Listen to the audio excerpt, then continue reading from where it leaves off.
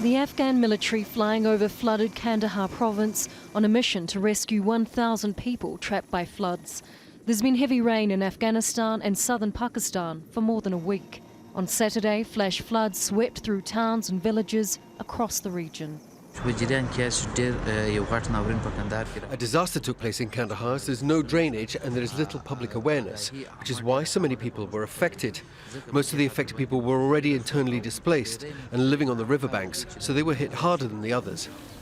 The traditional homes, constructed from mud and clay, stood little chance as the floodwaters surged through.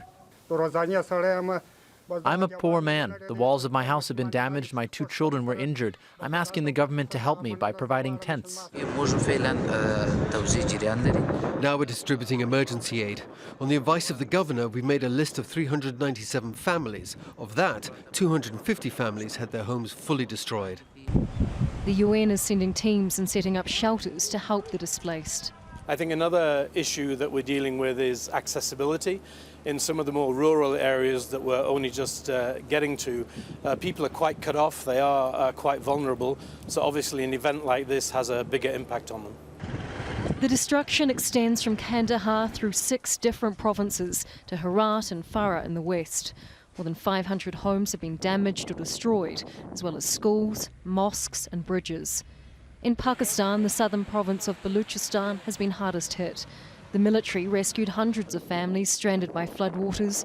Relief camps have been set up for those at higher altitudes dealing with heavy snow. Back in Afghanistan, most people were hurt as their homes collapsed around them. Others were swept away in the waters.